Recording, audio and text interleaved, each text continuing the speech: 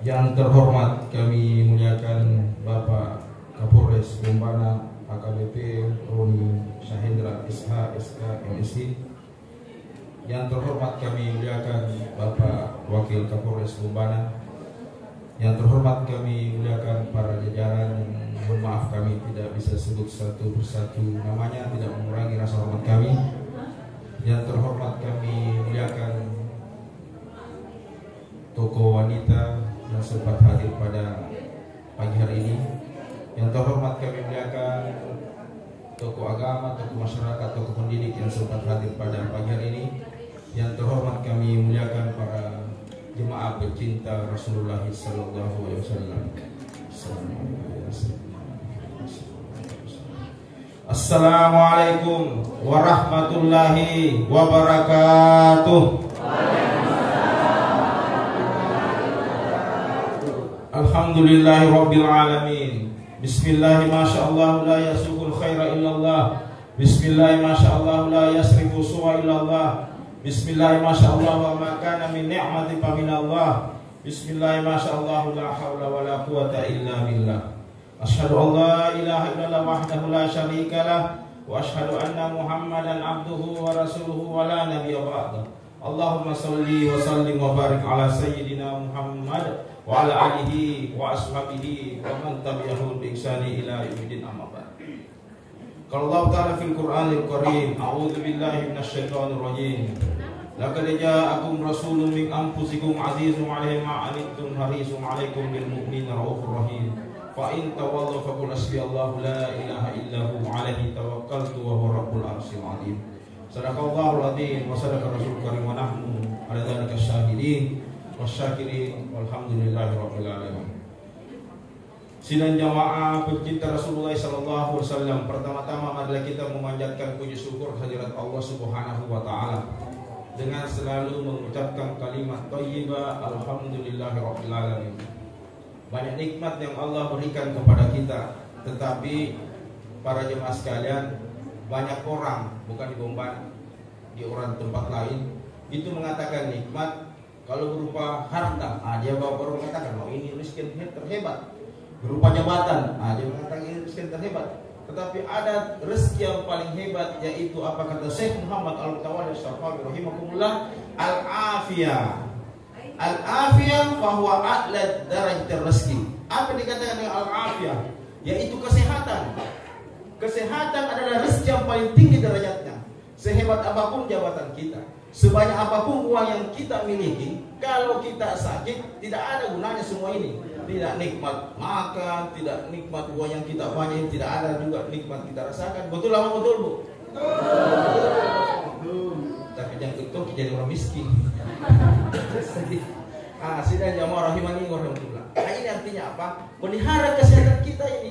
Uang itu bisa beli obat, tapi uang tidak bisa beli kesehatan. Karena kesehatan itu langsung dari Allah Subhanahu wa taala. Fa idza maritu fa huwa yashfi, apabila kamu sakit Allah yang sembuhkan. Maka syukuri kesehatan kita ini dengan cara beribadah kepada Allah Subhanahu wa taala. Yang kedua adalah marilah kita bersyukur kepada Allah Subhanahu wa taala, kita termasuk orang-orang yang cinta kepada Rasulullah sallallahu alaihi wasallam. Di mana bukti cintanya kita kepada Rasulullah sallallahu alaihi wasallam adalah memperingati hari kelahiran Rasulullah sallallahu alaihi wasallam. Ini adalah satu bentuk cinta kita. Tidak semua orang mampu melakukan seperti ini. Hanya orang-orang yang mampu Allah berikan hidayah kepadanya, yaitu ada tumbuh rasa cinta kepada Rasulullah sallallahu alaihi wasallam. Maka ini adalah suatu kesyukuran bagi kita. Kita datang lagi duduk di sini mendengarkan bacaan Al-Qur'an. Setelah itu kita bermajelis ilmu lagi. Dalam satu hadis Rasulullah sallallahu alaihi wasallam, ketika itu ada Ibnu Mas'ud. Ya Ibnu Mas'ud, hai Ibnu Mas'ud, julusuka sa'atan, duduk-dudukmu sejenak fi majelis ilmi, di dalam majelis ilmu, la tamassa qalaman, tidak memegang pulpen, wala yaktubun harfun, tidak menulis satu huruf pun, khairul laka, lebih baik darinya, min ibki alfi ragabatin, lebih baik darinya membebaskan 1000 budak. Di ilmu fikih, satu budak kita bebaskan itu sama dengan 2 bulan puasa. Jadi kita datang saja duduk mendengar ceramah, tidak menulis. Yang mendengar, ada juga orang minta maaf, ustaz ceramah di atas, dia juga ceramah di bawah. tapi ini tidak ada di saya. Semua dengar ini. Itu dia dapat itu pahala itu. Jadi yang dapat itu betul-betul yang mendengar. Dapat 2 bulan puasa kali 1000. 2000 bulan puasa kita dapatkan ini hari. Subhanallah, ini luar biasa kenikmatan yang Allah berikan kepada kita. Datang duduk bermajelis ilmu. Sidang jamaah rahimani wa rahimakumullah. Yang kedua adalah mari kita mengirimkan salam dan salawat kepada baginda Rasulullah Muhammad sallallahu alaihi wasallam sebagai bentuk cinta kita kepada Rasulullah sallallahu alaihi wasallam. Karena apa? Salah satu bentuk cinta kita itu adalah memperbanyak salawat sebagai bentuk. Jadi kalau bersalawat ibu-ibu, bapak-bapak, jangan hanya bersalawat seperti burung beok.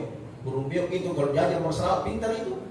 Tetapi cara salawat kita harus juga direnungi bahwa kita akan cinta kepada Rasulullah SAW. Ada hadirkan rasa cinta untuk berjumpa dengan Rasulullah SAW. Sidang jamaah rahimani wa rahimakumullah. Saya dikasih waktu ini. Tadi saya ngomong sama Pak Supri, kalau bisa 1,5 jam atau 2 jam. Saya biar 3 jam tidak apa-apa. Yang penting siap yang mendengar. Kalau 1,5 jam, 2 jam tidak ada masalah. Yang penting, jadi saya sebentar itu Bu, minta maaf, ada kodenya. Saya tahu bahwa ini sebentar akan saya stop. Jadi kapan-kapan saya itu setiap bermajelis saya punya kode bahwa ini jemaah sudah tidak mau lagi mendengar. Nah, saya sudah tahu itu. Jadi sebentar saya tahu sendiri. Walaupun saya tidak disuruh berhenti, saya berhenti. Bisa Budi? Assalamualaikum warahmatullahi wabarakatuh. Oh ya, ini berarti masih semangat. Jadi sebentar kalau satu orang yang jawab ki berarti kode baru saya berhenti lagi sebentar gini. Sidang jawab rahimani warahmatullah. Kenapa kita memperingati perayaan seperti ini? Pertama, karena Rasulullah itu yang pertama mencintai kita. Kita belum mencintai, itu Rasulullah pertama mencintai kita. Ketika duduk bersama sahabat, ketika dibagi, Rasulullah SAW mengatakan, waditu ala ikhwani, saya rindu untuk berjumpa dengan saudaraku. Sahabat heran, ya Rasulullah, bukankah kami adalah saudara kami? Saya rindu berjumpa dengan saudaraku. Bukankah kami adalah saudaraku ya Rasulullah? Apa kata Rasulullah? Antum ashabi, kamu adalah sahabatku. Ikhwani lam rauni wa amanabi. Dia tidak melihatku tapi beriman kepadaku. Dan kita semua ini tidak ada yang pernah melihat Rasulullah SAW kecuali mungkin yang ada diberikan satu kelebihan oleh Allah yang bisa berjumpa dalam mimpinya para jemaah sekalian. Jadi ini hari yang kita bahas salah satu temanya bahwa kita sinkronkan bagaimana kepolisian ini bisa berjumpa nanti, seluruh anggota Polres ini Bombana bisa berjumpa dengan Rasulullah SAW. Karena begini Pak Bu, ini nanti sahabat itu protes sama kita, ini anggota Kapolres Bombana nanti dulu bermajelis di akhirat nanti, itu sahabat protes. Ya Rasulullah, kenapa itu ada itu anggota Polres Bombana juga di sini bermajelis? Nah dia tidak pernah berdarah, tidak pecah kepalanya, tidak ikut perang Ahzab, tidak ikut perang Badar, tidak ikut perang Uhud. Kita ini pada tangan berdarah-darah, ditusuk tombak pada hancur kepala kita ini, ditusuk kita punya badan dengan panah. Kenapa dia juga ikut bermajelis, ikut dekat bersamamu, dekat samamu Rasulullah? Apa kata Rasulullah kepada sahabatnya? Itu Kapolres Bombana anggotanya memang tidak pecah kepalanya, memang tidak tertusuk tombak badannya, tapi hatinya tertusuk terus oleh masyarakat. Terkadang dihina tapi dia tetap sabar. Betul? Itulah Kapolres Bombana. Dia ikut tapi hatinya tercabik-cabik, tapi dia tidak pernah marah. Dia tetap sabar mengayomi masyarakat. Dia berkumpul sama kita. Bukan badannya yang tercabik-cabik, tapi hatinya yang tercabik-cabik, tapi dia masih tetap sabar dan ingin beribadah kepada Allah Subhanahu wa taala. Itulah kelebihan kita para jemaah sekalian. Sidang jamaah rahimani wa rahimakumullah. Sebelum saya utarakan materi, saya hanya ingin satu kisah bagaimana cara kita berjumpa Rasulullah SAW sebelum kita meninggalkan dunia ini, yaitu kita berjumpa di dalam mimpi kita. Ada satu syekh ulama besar Ibnu Muhammad dan As-Sibli. Satu kisah, Ibnu Mujahid mencium keningnya si As-Sibli. Jadi dia cium keningnya, antara keningnya ini si As-Sibli mengatakan, kenapa kau cium keningku? Ada apa ini denganmu? Dia bilang begini, saya tidur tadi malam, saya bermimpi berjumpa Rasulullah SAW. Saya lihat dia cium keningmu, dan saya mengatakan kepada Rasulullah, ya Rasulullah, kenapa mencium keningnya si As-Sibli? Bilang ini si Sibli ada amalannya yang dia tidak pernah tinggalkan amalan itu. Setiap setiap habis sholat fardu dia membaca surat Taubah 128, 129 baru dia bersalawat kepadaku. Ibu tahu surat Taubah 128, 129? Kalau tidak tahu saya bacakan Ki. Kalau bacakan pasti ditahu. Oh itu nih palingnya. Dapat dihafal gini. Ya itulah kadaya akum rasulun min anfusikum azizum alaihi ma anittum harisun alaikum bil mu'minin raufur rahim. Fa in tawallu faqul hasbiyallahu la ilaha illahu alaihi tawakkaltu wa huwa rabbul arsyil azim. Ini kalau kita setiap habis sholat fardu kita baca 3 kali, baru kita tambah salawat terakhirnya sallallahu alaihi Muhammad sallallahu alaihi wasallam. Rutinkan ini, insya Allah sebelum kita tinggalkan dunia ini kita akan berjumpa dengan Rasulullah sallallahu alaihi wasallam dalam mimpi kita. Karena apa? Rasulullah sallallahu alaihi wasallam pernah bersabda dalam suatu hadisnya, "Man ra'ani fil manami," siapa yang melihatku dalam keadaan tidur, faqad ra'ani, maka sesungguhnya dia melihatku sesungguhnya. Jadi kalau ada yang berjumpa dengan Rasulullah SAW, itu betul-betul kita berjumpa dengan Rasulullah SAW, karena Rasulullah SAW itu tidak bisa ditiru oleh setan. Jadi setan itu tidak bisa meniru wajahnya Rasulullah SAW. Jadi banyak hadis-hadis itu bahwa rambutnya Rasulullah itu sampai di telinga, baru dia belah 2, baru dia tidak tinggi, tidak pokoknya bagus lainnya. Nanti kita akan tahu sendiri ketika Allah berikan kita suatu kelebihan atau hidayah atau kenikmatan sehingga kita mampu berjumpa dengan Rasulullah SAW. Sidang jamaah rahimani wa rahimakumullah. Terus bagaimana kita juga ini bisa berjumpa dengan Rasulullah SAW? Pantaskah kita? Sudah pantaskah kita berjumpa Rasulullah SAW? Salah satunya adalah mengenal dulu Rasulullah SAW. Kalau kita mengenal kisah-kisahnya, kita mengenal bagaimana siapa itu Nabi Muhammad, siapa itu adalah bapaknya Nabi Muhammad, maka kita akan ada rasa cinta selalu kepada Rasulullah SAW. Jadi itu Rasulullah SAW itu adalah orang Quraisy yang namanya Abdullah bin Muttalib, itu neneknya. Dan itu dia setelah dipelihara. Kenapa Rasulullah SAW itu masih dalam kandungan 2 bulan? Aminah itu kenapa? Dia itu bapaknya sudah meninggal dunia. Jadi di Aminah ini dia sendiri membesarkan Rasulullah pada saat umur 6 tahun saja. Maka ini para jemaah sekalian, jadi ibu-ibu itu adalah salah satu juga pendidik yang terbaik. Berapa banyak orang-orang hebat itu orang bapaknya sudah meninggal tapi ibunya masih mendidik, maka ada banyak-banyak keberhasilan seperti Imam Syafi'i. Salah satunya juga itu imam di Masjidil Haram itu adalah Sulesi, itu ibunya yang merawat dia. Maka ini juga kita harus perlu ketahui para jemaah sekalian. Rasulullah SAW datang ke muka bumi ini sebagai rahmatan lil alamin. Yang bagaimana dikatakan rahmat? Ini yang perlu kita ketahui. Yang dikatakan rahmat itu adalah solusi. Jadi solusi untuk bagaimana kita ini apapun permasalahan kita, di mana ada permasalahan, solusinya itu kembali kepada Rasulullah SAW. Tidak ada lain. Maka datangnya Rasulullah SAW ini ke muka bumi ini adalah solusi dari kejahilian, hilangnya kebodohan, hilangnya lagi penyembahan berhala, mentauhidkan Allah. Ini yang para jemaah sekalian. Terus bagaimana amalan-amalan apa saja yang kita perlu tanamkan dalam diri kita? Salah satunya adalah, sebelum kita bahas ini sifat-sifat Rasulullah, salah satunya adalah sholat. Salah satu sholat yang diwajibkan oleh Rasulullah SAW itu sholat tidak diterima di bumi, tapi diangkat langsung ke Sidratul Muntaha. Bagaimana sholat yang bagus di masjid? Pertanyaannya, ibu-ibu sholatnya di mana bu? Di rumah atau di masjid? Di rumah pasti, kebanyakan di rumah. Jangan bagi bohong, saya tahu karena apa? Sepi sama masjid. Tapi ibu-ibu itu gampang sekali berjumpa Rasulullah. Paling mudah ibu itu masuk surga bu. Ibu-ibu ini paling gampang masuk surga. Mau tahu resepnya bu? Mau betul gini? Saya ngomong ini sebelum kita bahas lagi ini sifat-sifat lain, kita bahas dulu ibu-ibu, karena ibu-ibu ini mau masuk surga. Dan ketika ibu masuk surga, ibu-ibu ini lebih cantik daripada bidadari. Jika nggak cantik bidadari, sampai suami kita tidak melihat bidadari gara-gara kita nggak lihat. Caranya tapi apa syaratnya? Cuma 4 syaratnya. Yang pertama ada kata Rasulullah SAW, idza mar'atu sholatul khamsaha, apabila perempuan itu sholat 5 waktu, bisa bu, sholat 5 waktu, duhur, asar, maghrib, bisa lolos di sini bu. Yang kedua, wasomat syahraha, berpuasa di bulan Ramadan penuh, bisa. Bisa, alhamdulillah lolos juga. Yang ketiga, wa hafiza farjaha, menjaga kehormatannya, bisa juga. Yang keempat yang susah, wa atu'at zaujaha, taat kepada suami. Ini berat. Betul Pak Di? Itu berterima Bapak di luar. Berat sekali. Apa kata Rasulullah kalau empat kita ini sudah lakukan? Ayyadkhul jannata min ajil babu jannati syitta.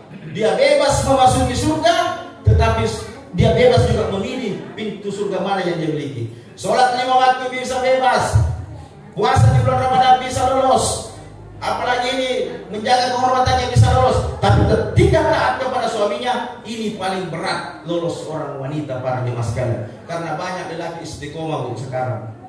Kita tahu istiqomah, ikatan suami takut istri kalau di rumah. Kalau di rumah takut istrinya, kalau di luar banyak galaknya kayak apa, apalagi seorang polisi dia tampak betul, tapi coba yang pergi di rumah periksa rumahnya itu takut semua sama istrinya itu, karena dia orang-orang istiqomah.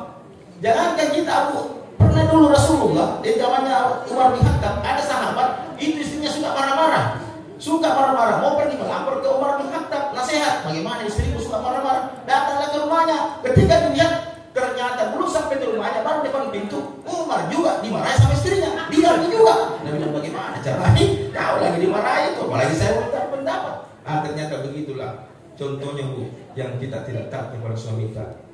Ketika pergi ke pesta perkawinan, ibu-ibu ke pesta perkawinan pakai parfum, betul? Pakai bedak, betul? Pakai kinclong, kinclong. Pokoknya glowing lah istilahnya. Tapi pertanyaannya ketika suami tak pulang dari kantor, pagi-pagi dia ke kantor, siang dia ke kantor, sore pulang, yang dihadapinya mukanya semeraut, pakai daster tua, bau minyak gosok juga, yang dihadapi mukanya luar biasa. Orang capek Bu, kasihan orang capek. Hibur suami tak kalau sudah pulang dari kantor, mandi baik-baik, pakai bedak, pakai lipstik, sampai suami tak nanti heran, kenapa begitu penampilanmu ini? Setelah ada maulid berubah penampilanmu. Kalau Ustaz bilang itu, bilang jangan nih, habis bedak itu 1 bulan beli lagi bedak, habis gaji. Ini para jemaah sekalian, artinya apa? Tampakkan juga kebersihan ketika suami tak pulang. Biasa-biasa saja, tapi pakaian juga yang baik-baik, sambut dengan ramah-tamah. Ini para jemaah sekalian. Ada pernah kita Bu, ibu-ibu saya tanya, kita tahu perempuan yang pertama masuk surga, namanya Mutia. Bukan Mutia di karbon mata. Siapa bilang Mutia itu? Mutia waktu zaman Rasulullah SAW ada namanya Mutia. Ketika Fatimah bertamu ke rumahnya Mutia, ketika itu pertama di bawah Husain dilarang masuk. Kenapa Mutia? Ada Husain laki-laki tidak bisa masuk ke rumahku. Yang kedua besok lagi datang ada lagi Hasan tidak saya izinkan, belum bisa masuk. Besok saya izinkan Hasan dan Husain. Besok masuk Mutia. Fatimah masuk ke rumah Mutia. Apa yang terjadi? Mutia menyiapkan makanan untuk suaminya. Dia bilang, Fatimah, ini makanan untuk suamiku saya siapkan. Memang kalau mau datang dia saya siapkan makanan.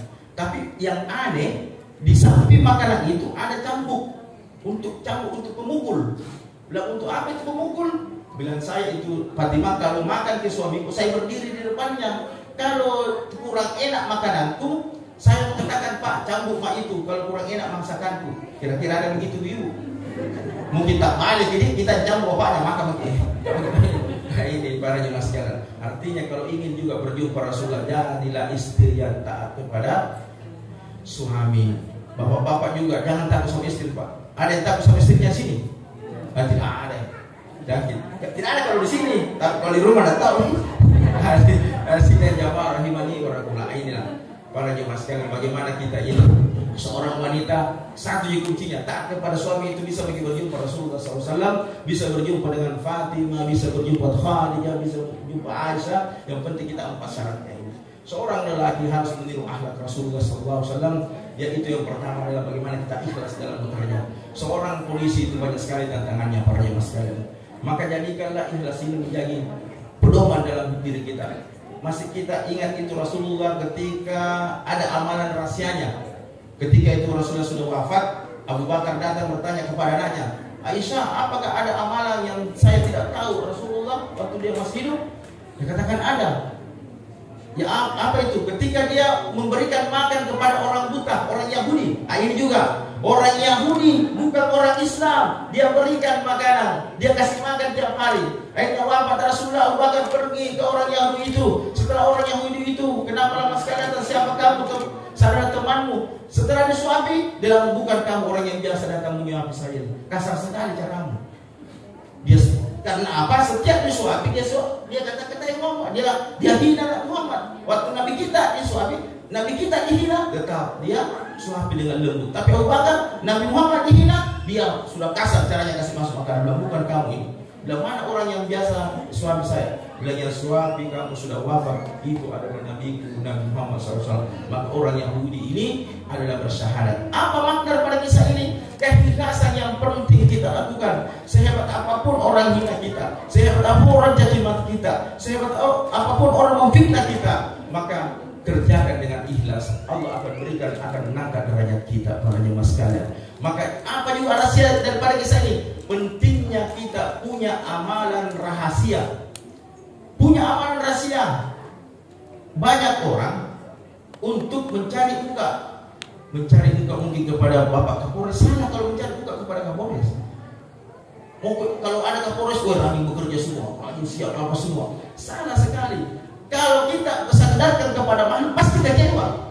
Kalau kita sandarkan kepada pohon, pasti akan tumbang pohon. Kalau kita sandarkan kepada cari di mana dihantam atau benda, pasti akan takut. Tapi kalau kita sandarkan kepada Dia, zat yang memberikan kita kehidupan, zat yang memberikan kenikmatan, maka tidak ada kekecewaan, para jemaah sekalian.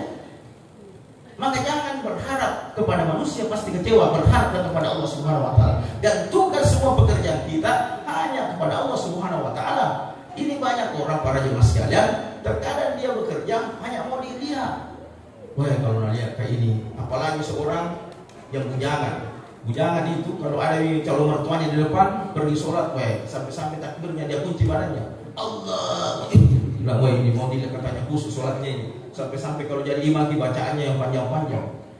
Para jemaah sekalian, inilah kita, bagaimana kita menanamkan rasa ikhlas dalam bekerja. Karena begini, banyak masyarakat sekarang terkadang kalau kita ini biasa ada itu sumbangan di celengan, ini juga salah satu. Biasa bilang, Ustaz, bukan saya itu hamba Allah. Keluar dari masjid, hamba Allah itu saya, itu hamba Allah. Itu salah juga itu, gue. Karena ikhlas itu 3 fase, bukan hati. Ikhlas dalam bekerja, ikhlas dalam berbuat itu 3 fase. 3. Yang pertama pada saat berniat. Pada saat berniat kita mungkin bisa ikhlas. Oke lah, kita bisa ikhlas. Tapi yang kedua, pada saat melakukan boleh ikhlas. Tapi yang paling berat itu pada saat setelah melakukan. Bisakah kita menjaga keikhlasan itu sampai kita meninggal dunia? Itu yang paling berat. Terkadang kalau kita sudah bantu orang, kalau bukan saya itu tidak bisa itu. Kalau bukan karena saya itu begini. Ini yang paling banyak merasa saya. Kalau bukan saya. Bukan kamu itu Allah yang berikan dia. Petunjuk Allah yang menolong dia. Hanya kamu perantara dari keinginan Allah Subhanahu wa taala. Maka para jemaah sekalian, kalau kita ingin menjadi polisi yang kuat di siang hari, maka jadi cengenlah di malam hari. Ingat Pak, kata-kata saya ini, kalau ingin menjadi polisi yang hebat di siang hari, maka cengenlah di malam hari. Cengeng di malam hari. Kenapa harus cengeng di malam hari? Cengeng menghadap Allah Subhanahu wa taala. Tidak ada lelaki yang kuat di siang hari kalau dia tidak cengeng di malam hari. Menangis di hadapan Allah Subhanahu wa taala. Akui dosa-dosa kita. Akui apa yang kita pernah berbuat. Karena kullu bani Adam khata'un wa khairu khata'in at-tawwabun. Tiap-tiap anak cucu anak itu adalah bertobat, dan sebaik-baik pendosa adalah bertobat kepada Allah Subhanahu wa taala. Ingat baik-baik para jemaah sekalian. Sehebat apapun solusi masalah yang kita hadapi di Bombana ini, apapun masalahnya, apapun persoalannya, jangan coba-coba berpikir untuk mencari solusi. Karena sehebat apapun kita berpikir itu, tidak mampu kita temukan solusi. Yang memberikan solusi itu adalah Allah Subhanahu wa taala. 2 nabi yang saya ingin berikan contoh. Nabi Adam itu ketika diturunkan di bumi ini, ibu-ibu berapa tahun itu, Bu? Minta maaf, sering ibu-ibu saya tanya ini karena ibu-ibu di depanku. Ibu-ibu berapa tahun itu berpisah Adam dan Hawa? 200 tahun. 200 tahun berpisah. Apakah Nabi Adam alaihissalam pernah meminta, ya Allah kasih ketemu ke Nabi Adam, kasih ketemu ke Hawa, pertemukan aku dengan Hawa? Tidak pernah meminta. Dia hanya selalu mengakui dosanya. Rabbana dolamna anfusana wa illam taghfir lana wa tarhamna lanakunanna minal khasirin. Jadi ketika ada permasalahan yang berada di Bumbana ini, maka kalau kita bersikir mengakui kekurangan kita di hadapan Allah Subhanahu wa taala, maka Allah akan berikan jalan keluar. Maka dipertemukanlah. Yang kedua, Nabi Yunus. Nabi Yunus ketika dalam perut ikan, apa yang terjadi ketika dalam perut ikan? 40 hari 40 malam dia tidak pernah mencari gimana jalan keluar untuk keluar perut ikan, tidak pernah. Yang dia hanya katakan, la ilaha illa anta subhanaka inni kuntu minadz dzalimin. Cuma itu yang diamalkan, maka Allah keluarkan dia dari perut ikan. Jadi ketika kita punya permasalahan, ketika kita punya sesuatu musibah juga yang menimpa kita, maka akui kesalahan kita di hadapan Allah. Dua, amalkan amalan ini. Bangun tengah malam, mengakui dosa kita, mengaku kita orang zalim, maka Allah akan berikan solusi dari permasalahan kita. Inilah ikhlas. Ketika kita juga bekerja harus ikhlas. Kenapa ikhlas? Karena Allah akan berikan kita suatu jalan keluar dari segala permasalahan kita. Yang kedua adalah cerdas. Bagaimana seorang polisi cerdas? Karena beda itu pintar dengan cerdas.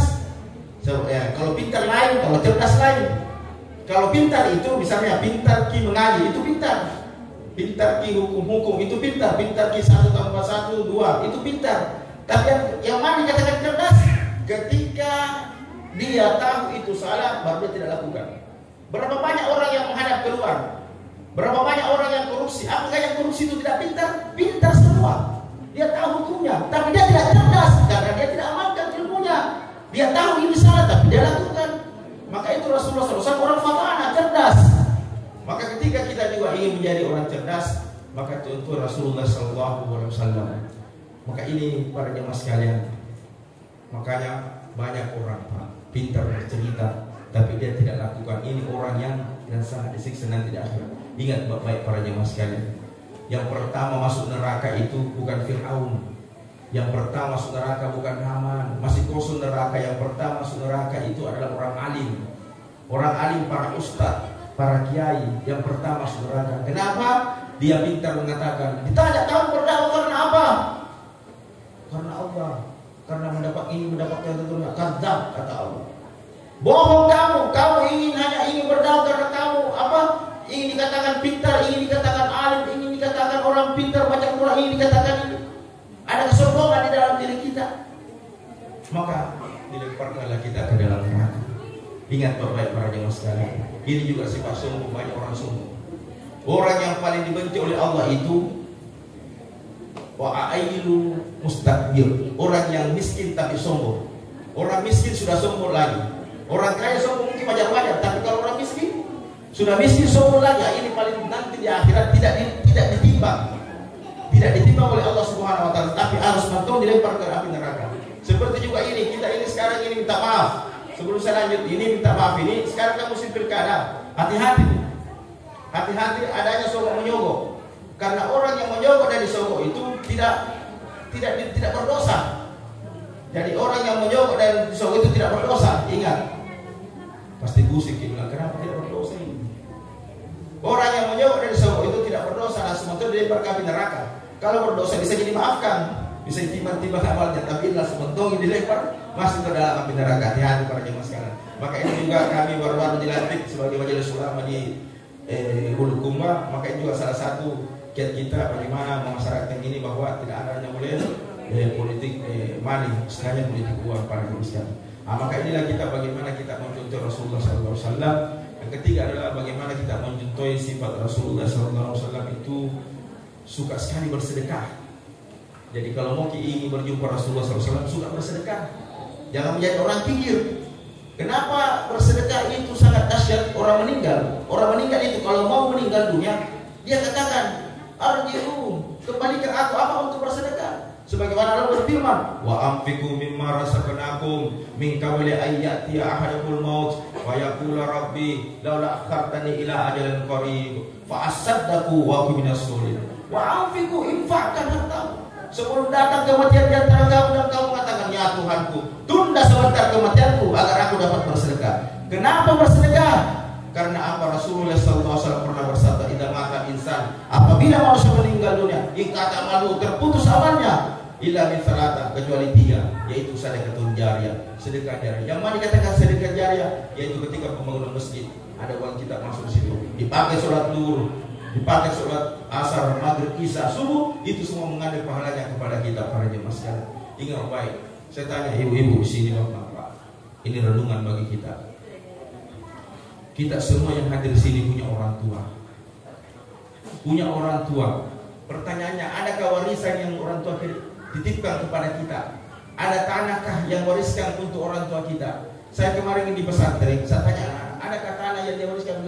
Orang tua saya sudah meninggal, orang tua saya miskin, tidak ada tanah yang dia wariskan kepada aku.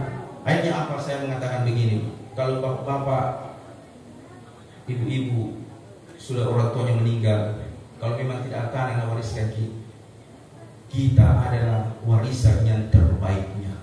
Jadilah warisan yang terbaik untuk orang tua kita. Bagaimana cara menjadi warisan yang terbaik untuk orang tua kita? Kalau ada materi yang Allah berikan titipkan kepada kita, maka sedekahkan atas nama orang tua kita. Karena salah satunya amalan juga itu sampai kepada orang tua kita. Senang nanti di alam barzah ada sedekah dari orang anaknya. Kalau ada tanah wakafkan atas nama orang tua kita, pembangunan masjid, pembangunan pesantren, maka pahalanya terus mengalir para jemaah sekalian. Kalau kita memang tidak ada warisan yang orang tua tidak titipkan kepada kita, maka kita harus menjadi warisan yang terbaik, menjadi anak yang soleh, menjadi anak yang pandai mengaji, bermajelis ta'lim, taat kepada Allah dan Rasulnya. Maka segala ibadah yang kita lakukan itu otomatis masuk kepada kedua orang tua kita. Di pagi hari ini yang bawa telur ini luar biasa ini. Ini setengah mati juga ini yang punya ini. Kerjanya ini. Tadi malam nak kerja ini saya tidak begadang ini. Ini sebentar ini. Kalau di Bulukumba banyak ada. Banyak sebelum ustaz baru berdoa ustaz kah habis ini. Tapi ini sebentar ini dari pertandingan ini Pak Bos tadi. Dari pertandingan dia bilang juara 1 juara 2. Ada jadi sebentar ini biasanya ustaz besar-besar apa pulang. Tapi di sini tidak ada jauh rumah ustaz ya. Hasilnya jawab alhamdulillah. Itu sedekah ini sebentar makan telur. Makanan juga tersedia. Ini juga termasuk sedekah. Jangan menjadi orang kikir di dunia ini. Ingat Bu, ingat Pak, kalau kita menjadi orang kikir, itu tidak ada yang suka sama kita. Betul apa betul Pak? Contoh saja, orang kikir bersahabat, pergi ke Kolaka, lapar dua-duanya. Tidak ada mau singgah di warung. Apa dia bilang? Kalau saya panggil di warung singgah saya bayar ini juga yang satu. Kalau saya panggil di warung ini yang bayar terpaksa sama-sama lapar masuk Kolaka.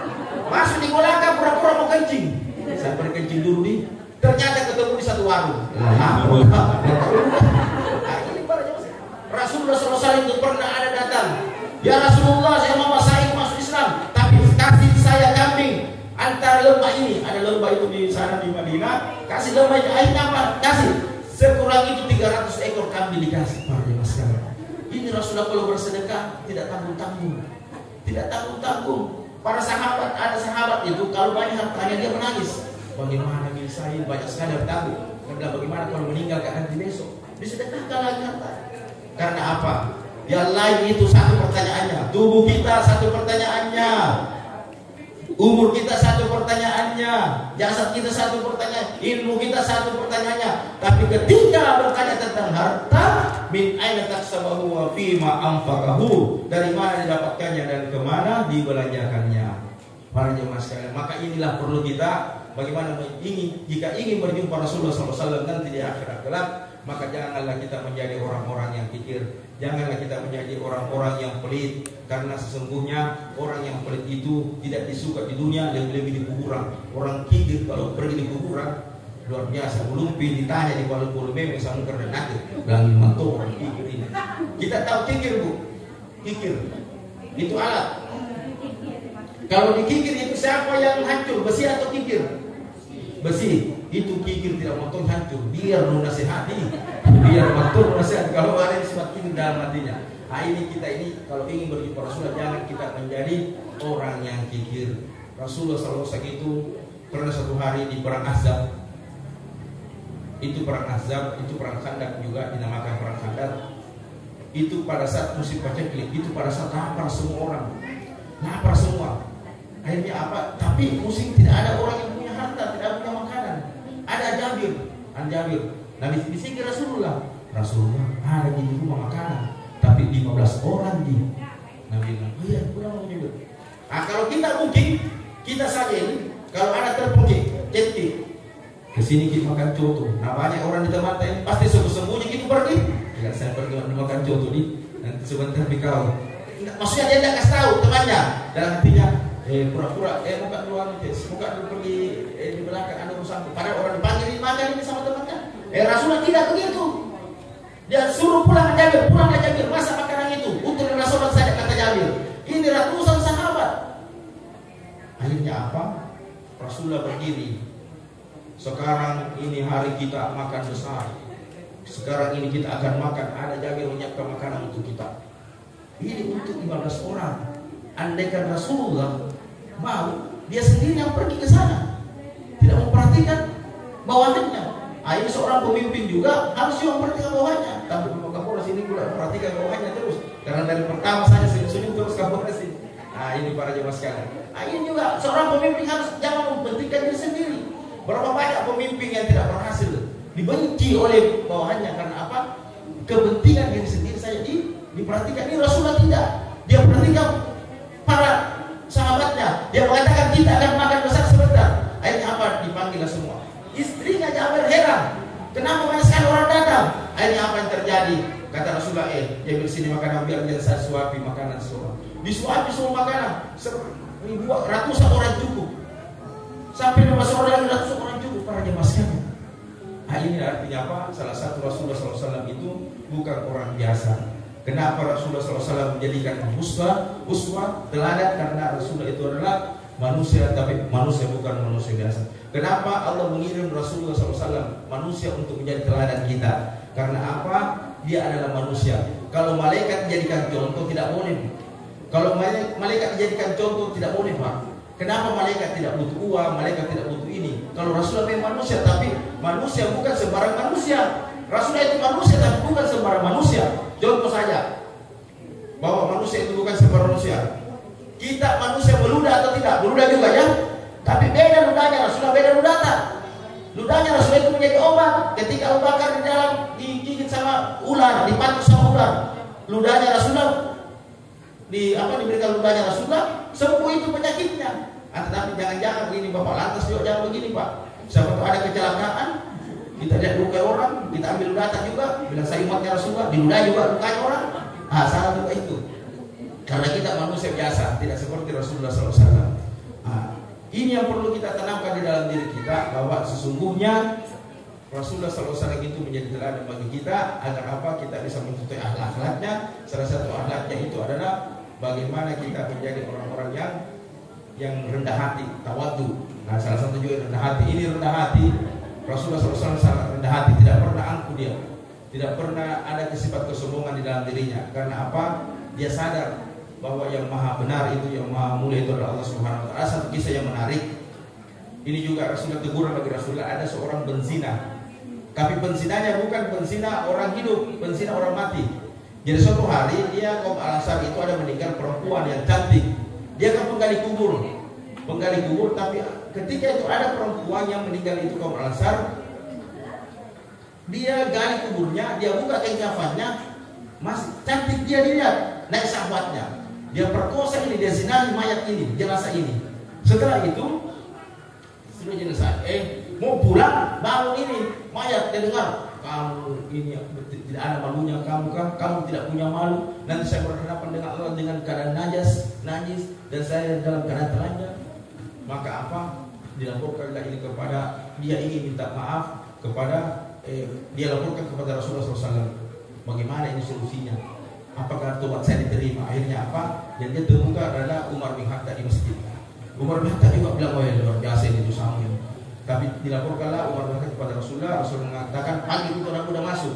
Panggil anak muda itu masuk. Akhirnya apa? Anak muda ini mengatakan, saya punya dosa. Nabi Rasulullah, apa kau pernah membunuh orang? Tidak. Apa kamu menyekutukan Allah? Tidak. Apa kata Rasulullah? Sehebat apapun dosamu itu pasti akan diampuni oleh Allah Subhanahu wa taala. Tapi dia bilang dosaku ini lebih hebat daripada semuanya itu. Apa itu? Saya menzinahi jenazah. Rasulullah langsung apa? Langsung bilang pergi dari sini. Dia mengusir orang itu. Seakan karena itu Rasulullah tidak mau cerita, tidak mau mengatakan kalau tidak ada wahyu. Akhirnya anak muda ini 40 hari mengurung di gunung, di gua. Akhirnya dia meminta kepada Ya Allah, apabila dosaku engkau ampuni, maka tunjukkan kepada Rasulullah bahwa dosaku diampuni. Maka datanglah malaikat Jibril mengatakan kepada Rasulullah, ya Rasulullah, ada salam dari Allah. Ketika itu bertanya Jibril, ya Rasulullah, engkaukah yang menciptakan manusia, bukan? Engkaukah yang menghidupkan manusia, bukan? Engkaukah yang memberikan rezeki kepada manusia, bukan? Engkaukah yang menerima taubat manusia, bukan? Nah ini maka turunlah ayat, sehebat apapun dosanya orang pasti akan diampuni. Maka dipanggillah orang itu, laki-laki itu. Akhirnya apa? Dia bertobat di depan Rasulullah, dan di depan Rasulullah dia meninggal dunia. Artinya ini Rasulullah SAW adalah manusia biasa. Ketika juga ada perasaan benci kepada orang, akan ditegur oleh Allah Subhanahu wa Ta'ala. Artinya apa? Kita ini juga menanamkan rasa tawadu. Jangan sekali-kali menganggap orang itu adalah orang yang paling jelek. Contoh, saya pernah baru-baru ikut moderasi beragama. Ternyata moderasi beragama itu luar biasa. Kita saling menghargai. Jangan lihat agamanya orang, lihat bahwa dia manusia. Sedangkan binatang kita, kucing saja kita hargai. Banyak sekarang pelihara kucing, apalagi ini manusia. Kita ini manusia saling menghargai. Inilah yang Rasulullah SAW lakukan di zamannya. Orang Yahudi saja dihargai, orang tetangganya dihina. Ketika itu waktu Rasulullah juga dihina, diberaci terus, dikasih tai itu apanya, diludahi. Ketika mau sholat tidak ada Rasulullah. Ketika setiap hari pada saat itu orang ludahi lagi tidak ada. Ditanya di mana itu orang yang selalu ludahi, bilang sakit ki. Yang pertama juga ada Rasulullah SAW. Nah, makanya juga kita bagaimana manusia rendah hati ini, tidak ada kesombongan di dalam diri kita. Jangan menganggap kita cuma kita yang benar.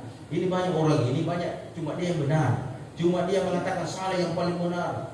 Padahal manusia kita harus saling menghargai. Ketika ada orang lain datang, mungkin tidak seakidah dengan kita, jangan lihat akidahnya, lihat bahwa dia manusia. Kalau dia lihat manusia, maka kita bisa saling menghargai, saling menghormati. Maka rukun ini negara. Kalau kita menganggap diri kita saja yang benar, diri saja kita yang paling hebat, maka terjadi apa?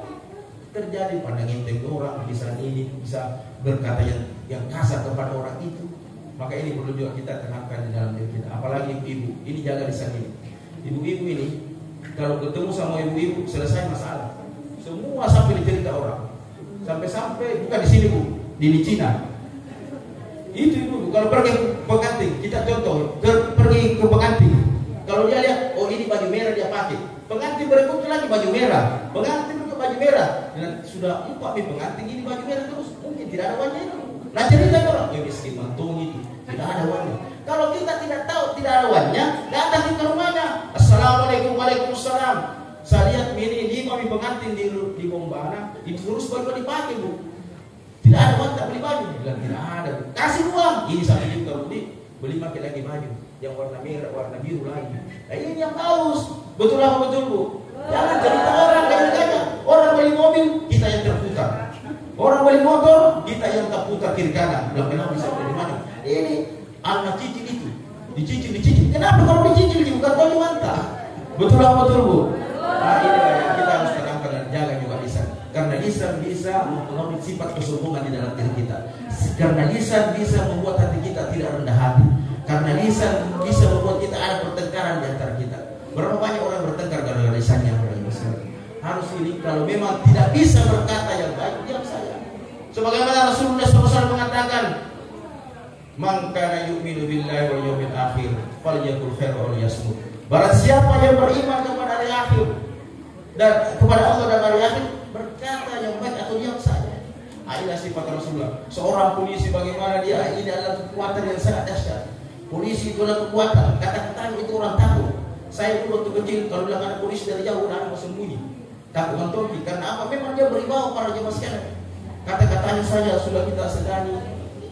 Apalagi sekarang ini bagaimana seorang polisi ditutup ramah tamah kepada masyarakat, mengayomi masyarakat. Jangan timbulkan rasa takut kepada masyarakat. Maka harus berbau. Ini kalau polisi bisa mencontohi sifat-sifat Rasulullah SAW, maka nanti di akhirat kelak akan berjumpa dengan Rasulullah SAW. Sidang jamaah pencinta Rasulullah SAW, sebagai kesimpulan daripada ceramah yang singkat ini, ceramah mulut ini, bahwa banyak sekarang figur, tetapi figur yang terhebat yang kita teladani adalah Rasulullah SAW.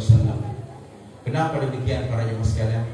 Kalau kita mencontohi Rasulullah SAW, maka rahmatnya Allah akan turun kepada kita.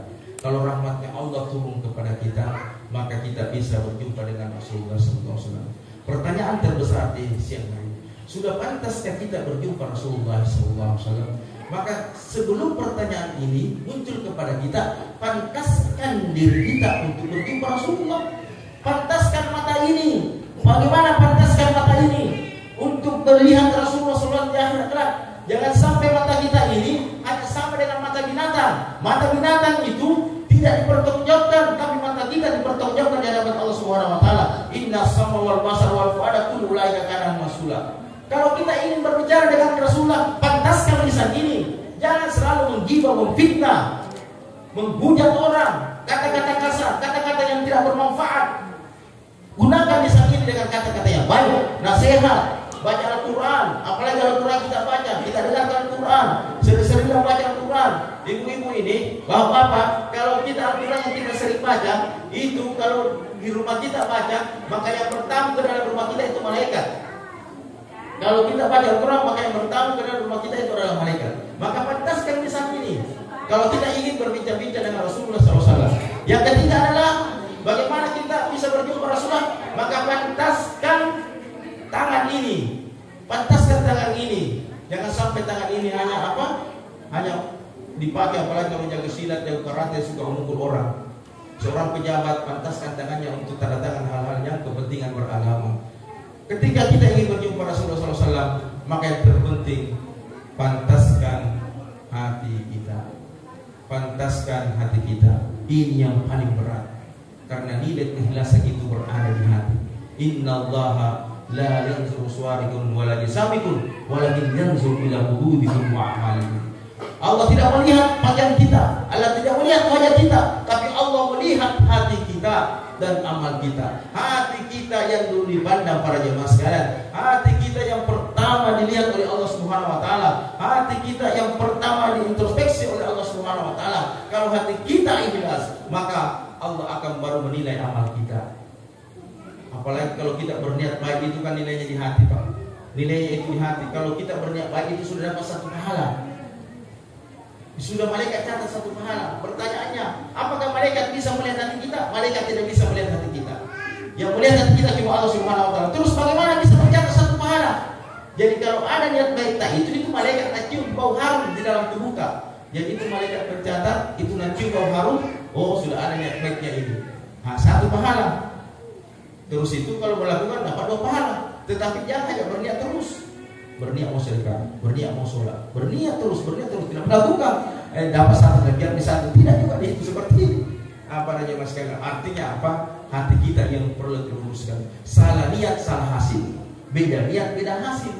Kalau salah niat, tak salah hasil itu. Kalau beda niat juga beda hasilnya. Berapa banyak orang di luar sana niatnya salah, maka hasilnya juga tidak beres-beres para jemaah sekalian. Maka luruskan niat kita hanya untuk mendapatkan ridhonya Allah Subhanahu wa taala. Kita bermaulid begini untuk apa? Untuk menanamkan rasa cinta ingin berjumpa dengan Rasulullah SAW.